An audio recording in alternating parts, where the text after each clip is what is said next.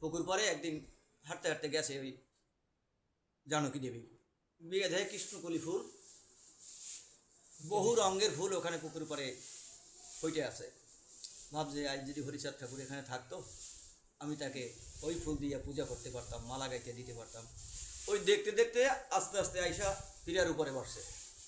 আগে তো মাটির ঘর ছিল, মাটির ওই ডোয়ার উপরে বসা ও চোখ বুঝিয়ে বুঝিয়ে ঠাকুরের গলায় মালা গাইথা, সাইডটা লাল সাইডটা হরিদ্রা, আবার ওই সাদা, এরকম থরে থরে মালা সাজাইয়া ঠাকুরের গলায় দিছে। আরব সাধনা যাকে বলে, ওরা এখান দিয়ে দিছে। আবার একটা ফুল মানে মাথায় জুটির উপরে দিছে। এখন ওই ওই যোগের যোগিনীকে দেখে মৃত্যুঞ্জয় গোসাই ডাক দিছে, ওই থরকম্প হইয়া হুশ নাই তারা, আরবে ঠাকুরকে মালা দিতেছে। ওই যে হুশ নাই, সেই অবস্থায় মৃত্যুঞ্জয় গোসাই দেখছে তো এতে ঠাকুরের কাছে যাইতে হবে, তার কাছে না বললে তো কিছু হবে না।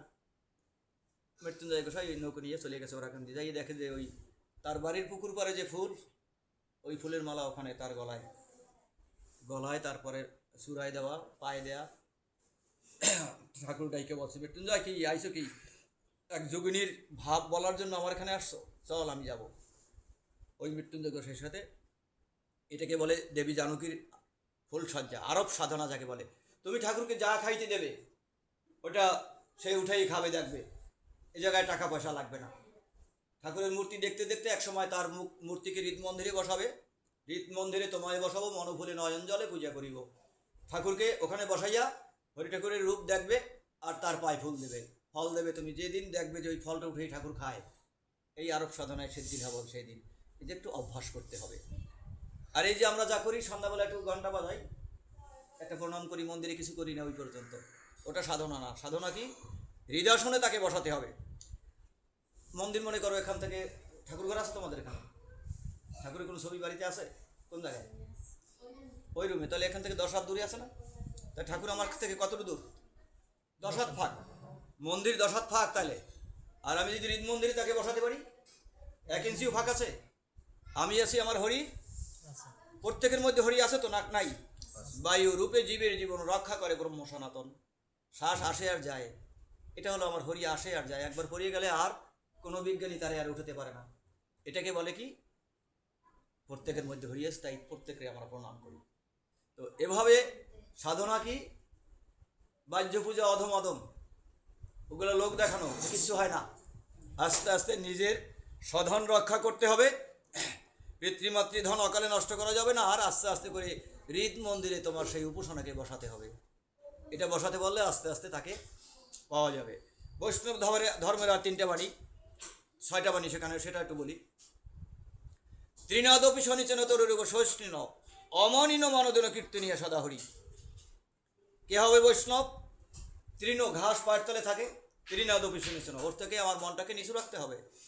তরুরূপ সহিষ্ণু, দেখো গাছের একজন গাছি উঠে কাটে, যে ডাল কাটে ওই ডাল কি আমার মারে? তরুরূপ সহিষ্ণু, গাছের মতো সহিষ্ণু হতে হবে আমাকে। অমানিন মানদন কীর্তনিয়া সদাহরি, জগতে যারে কেউ মান না দেয়, তারে যে মান দেবে সে হবে বৈষ্ণব বা হরি উপাসনার একজন পাত্র। এখন তোমার মা রান্না করলে আমি গোসাই খাই না, তোমার মাকে আমি ঘৃণা করলাম না মান দিলাম? কোনটা? ঘৃণা করলাম।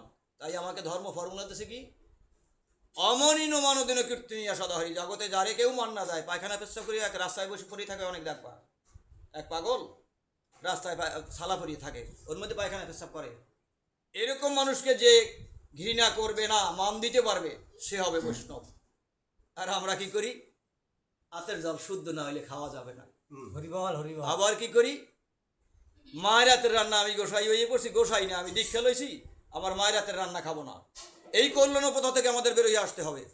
10 মাস 10 দিন মা আমাকে জগতে আনার আগে তার পেটে রাখছে, সেই মা রান্না করলে আমি খাইতে পারবো না, আমি আমার পবিত্র গোসাই হয়ে গেছি। এখান থেকে আমাদের বেরোয় আসতে হবে। আমার মা, পিতা স্বর্গ গেল, পিতা তারপর বলছে কি, ওম ভূমের গরিয়সী মাতা স্বর্গ দুচ্চারত পিতা জননী জন্মভূমির স্বর্গাদপি গরিয়সী। মা বাবার সাথে গরিয়সী কেন?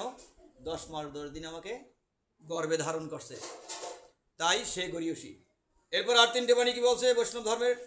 চৈতন্য ভাগবত চৈতন্য চরিতার মধ্যে কি বলছে? অভিমান সুরপান গৌরব রৌরব ধ্রুব ধ্রুব প্রতিষ্ঠা সুকরি বিষ্টা ত্রয়ং তক্তা হরিণ ভজেত। আত্ম অভিমান জন্মিলে সে মদ খাইলে যেরকম মাতাল হয় সেই রকম মাতাল হয়ে যাবে। অভিমান, সুরাপান, গৌরব, আমি বড় গোসাই, আমি বড় সুন্দরী,